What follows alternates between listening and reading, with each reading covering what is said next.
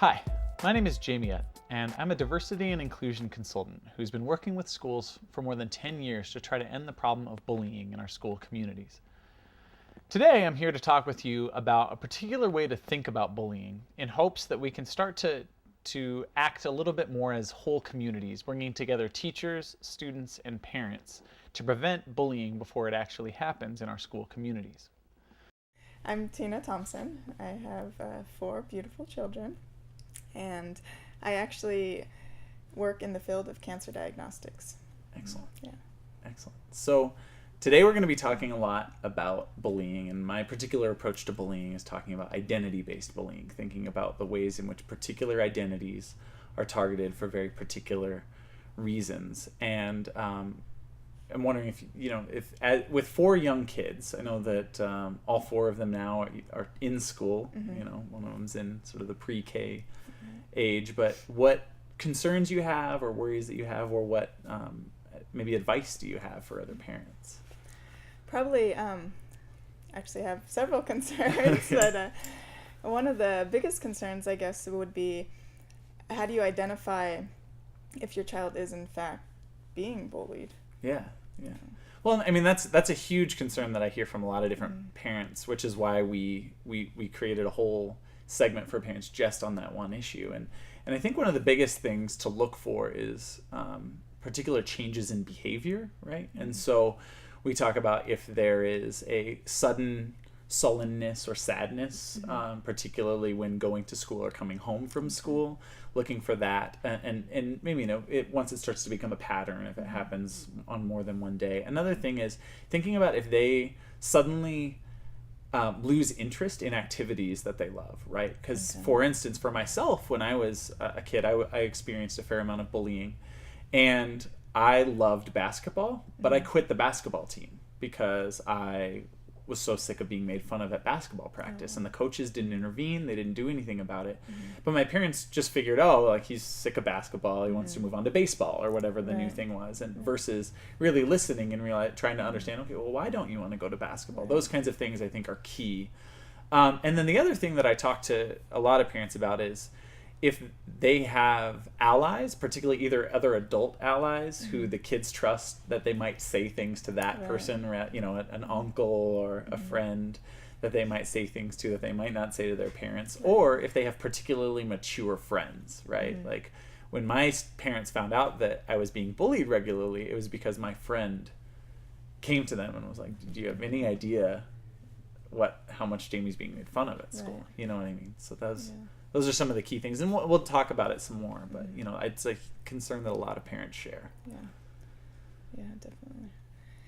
So the other thing would be, I know a lot of times parents, one child's mean to another child. Like for instance, when I have twins, and my twins started preschool in the 3-year-old program, and my 3-year-old was so excited about the outfit that she had on and ran to school to her friend and was like, look at my shirt, isn't it beautiful, don't you like it?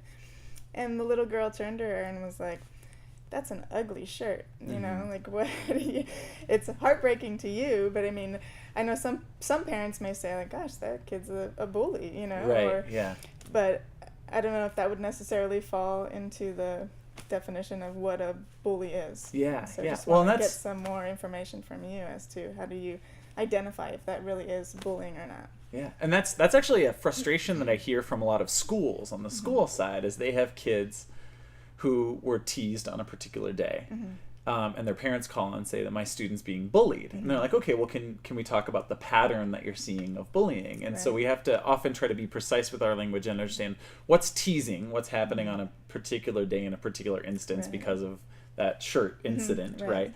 Versus when we're talking about bullying, the definition that we use is a pattern of sustained, regular harassment, violence, or neglect, right, based on a particular aspect of the student's identity or experience. And so in that case, if a parent had come to me and like, your kid's a bully for that, I would have been like, maybe, let's talk about this. And I think the key to that is at different times or another, all students are mean to each other, right? Like and so I often try really hard to avoid, particularly when I'm talking to students, I avoid the language of saying that a kid is a bully. Instead, I talk about bullying behavior. I say, well, what you did was a mean thing, and this is why.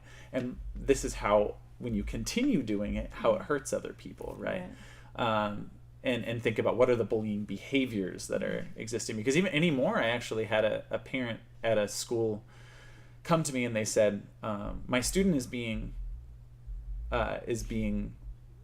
a jerk to other kids, but somebody came to that kid after he was a jerk and said, "You're being a bully." And my student was so distraught because that term is now such a loaded term in society that it distracted from the behavior. The kid couldn't even reflect on what he was doing wrong because he was so distraught over being called a bully. So, even trying to change that conversation and understand that it has to sort of be it definitely should be addressed if a kid on any given day is being mean to another kid, but unless there's that pattern, we don't necessarily want to think of it as bullying. Right. Definitely. Yeah. Thank you. That's great. Do you have any advice that you'd give for other parents, particularly, that you have a wide range of ages of kids, and so do you have advice that you give for other parents who maybe they're worried about their kids starting school or going to a new school or something along those lines?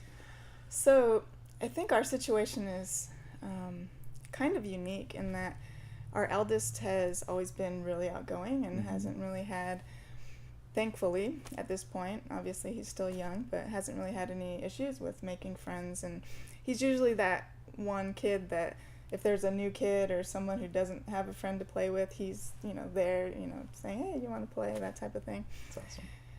And then my next two children, they're twins, and so they've always had each other, and so if someone's kind of being a jerk or whatever, they're just kind of like whatever and just go and do their own thing. So I really don't know, any advice. I haven't really experienced that I know of any of my children being bullied, fortunately.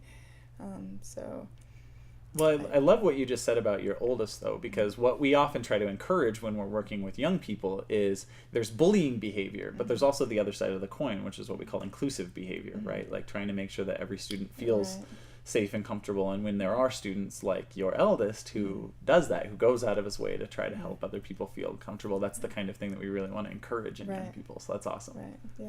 Yeah, that's great. And so last question I wanted to ask you was, we try to work really hard to get our kids to respect people, respect themselves, respect others, do as my eldest does, and include everybody regardless. But how do you know, if you're really doing what you need to do to ensure that your child's not the bully? Yeah. Well, one of the things that I talk a lot with about parents is that whether or not you realize it, you are setting the example every day for how your kids are going to act. Like our kids mirror us, that's what they do. And so the best thing you can do to make sure is to model for them. When you're meeting new people or interacting with new people, modeling for them what that looks like and talking to them about what it means to include everyone else. And I always think about a story that my partner likes to tell about when she was probably 3. And she was sitting, maybe two or three, sitting in the back seat. She doesn't remember this, but her dad tells the story all the time. She was sitting in the back seat, and her dad's driving along, listening to some music, and he hears this little tiny voice in the back seat say, "Pick an effing lane!"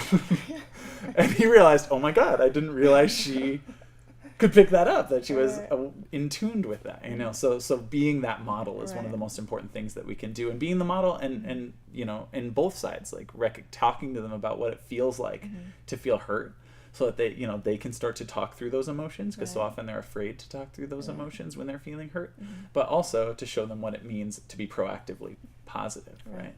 And I think that that's one of the scariest parts, is to realize that if we are not setting the right example, they're going to do what we do, Right. So, yeah. Excellent. Thank you so much for taking some time. And absolutely. Thank you. It's been a pleasure being here with you, and really excited about the work that you're doing. So. Thank you.